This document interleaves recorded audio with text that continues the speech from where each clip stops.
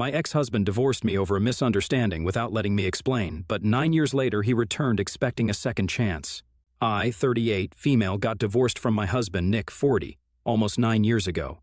We'd been married for 3 years, and he'd been a good husband, but due to a huge misunderstanding, he left me and then served me with divorce papers a few days later. He didn't even give me a chance to explain, and so he never found out the truth. I was so hurt by the fact that he decided that he wanted to leave so fast that I didn't contest the divorce either and let him go. I used to be a housewife.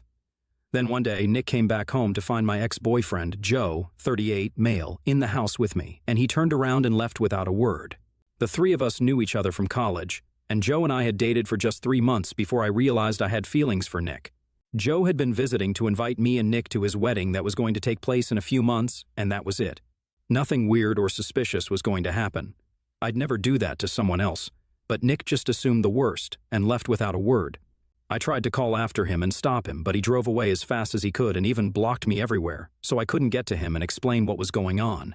I didn't even know where he was and spent the next 2 days sobbing and panicking. Joe had also tried to get through to Nick to explain, but even he'd been blocked. I was devastated, but believed that once his anger cooled off, Nick would come back, and I'd explain everything to him so that we could resume our normal lives once more. Unfortunately, that didn't happen, and a few days later, he filed for divorce. I was devastated by that and didn't know what to do. I just needed a chance to explain everything to him, but he didn't think I was worthy of it, and so with a heavy heart, I decided not to fight for my marriage anymore and let him go. I didn't contest the divorce once the proceedings started. I packed my stuff up and moved in with a friend for a while until I got a job and could afford a place of my own. It took a while, but I got my life back on track and didn't give myself any time to sit around and be depressed about what was happening. I was angry about Nick's behavior and will always be. I deserved a second chance, or at least the chance to explain, but even after so many years of being together, he didn't think I deserved it. I felt betrayed and hurt, but I knew I had to look out for myself now, so I got a job and eventually moved into an apartment of my own as well. By then, my divorce had been finalized as well, and even though I didn't get much out of it, I was content. I just wanted to move on with my life, and that's what I was doing. I also attended Joe's wedding a month after my own divorce and had a blast reconnecting with my old friends from college. Nick had skipped it, just as I'd expected, and most people were shocked to learn that Nick and I had parted ways. All of them had expected us to stay together forever, as had I, but life had other plans. Attending Joe's wedding turned out to be the best damn decision I'd ever made, though, because there I met Chris, 40, male, the man I'm currently married to and even have a daughter with. We had a conversation at Joe's wedding, and I did feel sparks instantly, but I held back since I'd just been through a divorce and wanted to work on myself before I rushed into anything else. I wanted a break from men, so I exchanged numbers with him but didn't text for a while. A year later, I was finally in a better place mentally and felt ready to date. As luck would have it, I ran into Chris yet again at a work event since we work in the same field, and I finally agreed to go out on a date with him. 2 years later, we were getting married, and another year in, we even had a daughter who's almost 5 years old now. A lot of time has passed since my divorce with Nick, and I'm a brand new person now, so you can imagine my shock when after all this time, Nick shows up at my doorstep out of the blue. That happened a few days ago, and I'm still reeling from the shock of it all. I don't know how he found me, and neither do I bother to find out later on because I truly couldn't care less. It was the weekend, so my husband and I were both at home with our daughter when the bell rang. I was stunned when I saw Nick standing outside with a bouquet of roses and smiling as if nothing had happened. Before I could even process what was happening, he started talking and explained that a few weeks ago, he'd learned from a friend that Joe was married to a different woman and not me, and he'd finally realized that he'd overreacted back then. He said he wanted to give us a second chance, and so he was back here asking for forgiveness for whatever he'd done. I had no idea what to say to him. I mean, it was ridiculous enough that he divorced me over a misunderstanding all those years back without bothering to find out the truth. But now he was back after 9 whole years of no contact, believing that he could just talk his way back into my life and get a second chance, just like that, when he himself had denied me that very second chance. Fat chance of that happening. He kept talking while I silently stared at him, trying to think of what to do next. I so desperately wanted to shut the door in his face, but that just wouldn't be humiliating enough, so I decided to do something a lot more insulting. I told him to wait right there and went back to the living room, where my husband and my daughter were sitting, waiting for me to come back. I didn't have time to explain, so I just lifted my daughter in my arms and told Chris to follow me to the front door. You can imagine what happened after that. Nick was horrified when he saw me walk towards him with my daughter in my arms and my husband behind me. I smiled at him and told him that he was a tad bit too late to ask for a second chance now and asked him to get out. After a second of silence, he turned around, ran to his car without another word, and drove away. I was really pleased with myself, and I finally felt like I got the closure I'd been looking for all those years ago. Once he was gone, I sat Chris down, and when I told him that it was Nick and told him what he'd said to me, we ended up having a good laugh over it. He was in over his head if he had really believed that I was just going to take him back, no questions asked, after what he'd done to me 9 years ago. I didn't even know why he thought it would be a good idea to just spring this surprise on me without doing his own research first. One look at any of my social media accounts would tell him that I was now married and even had a daughter, but I guess he couldn't get through since I have private accounts everywhere. Even then, he could have asked our old friends and tried to find out what I was up to. Chris believes that he's so self-centered that he must have assumed I would have waited around for him after he'd left, hoping that he'd come back someday, and it sounds like a pretty spot-on assessment of his character, even though Chris has never even had a conversation with Nick.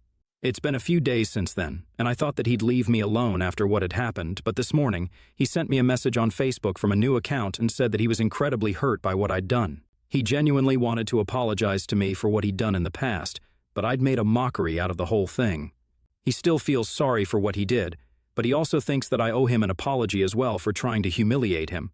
AATA for what I did to Nick? Update 1, so I decided not to reply to Nick's message. He really didn't deserve even an ounce of my sympathy or forgiveness, let alone an apology.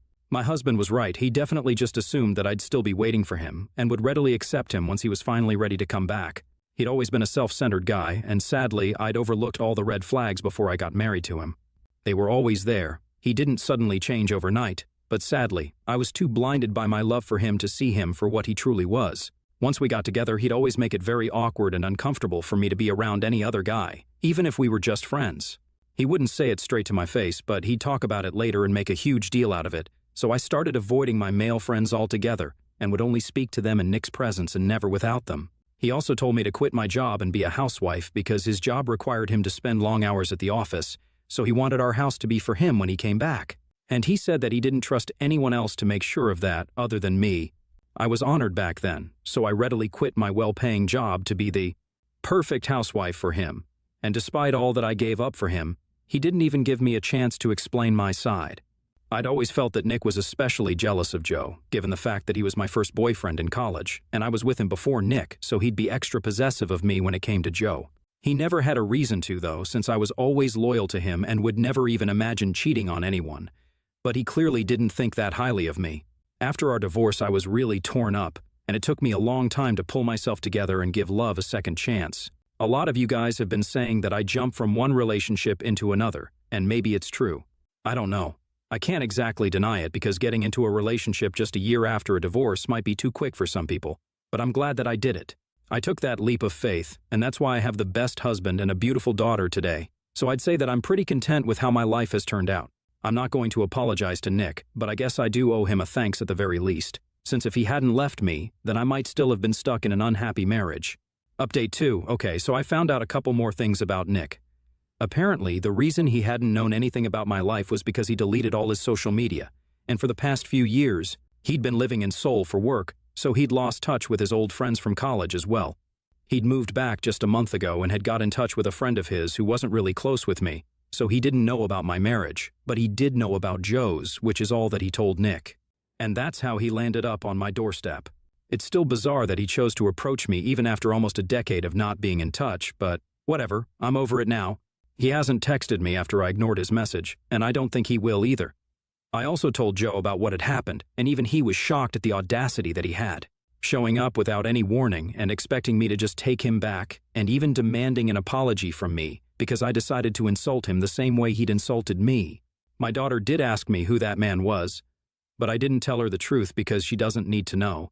I told her he just had the wrong address, and that seemed to pacify her, so she didn't ask about it further. I don't think I'm ever going to tell her unless she somehow finds out on her own, which feels really unlikely. Update 3. Nick texted me again after almost a week of no contact. I guess I'd forgotten to block him, which was kind of silly on my part, but I'm really busy with work, so I'm not beating myself up about it. Coming to the text, he said that he still has a lot of things that he wants to talk about and wants to meet me. He also said that he doesn't mind that I have a husband and a daughter and would still like to give our relationship another shot because he knows that that's what I want as well, deep down. He's insinuating that I'd be down to cheat on my husband with him, basically. Which is just so ironic, because isn't that exactly what he left me for 9 years back? I was speechless when I saw that text because it was so disgusting. I couldn't believe that he even had the audacity to send that text to me and thought that I'd entertain it in any way. I wanted him to leave me alone, and then blocked his number because I sure as hell don't need this man back in my life. It's disgusting the way he can't see beyond himself. I don't understand why he still believes that I have any feelings for him at all apart from hatred.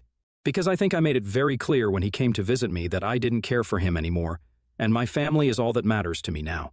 He should have just taken the hint and left me alone, instead of showing me how low he can go and what a creep he is. It's making me feel so icky to even speak about this.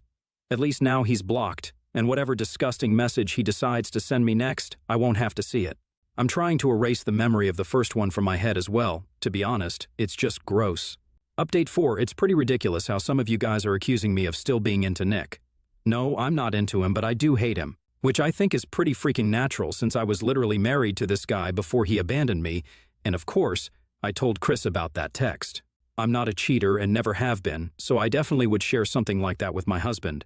It goes without saying that I love him more than anything in the world, and I wouldn't do any such thing that would put my marriage in danger.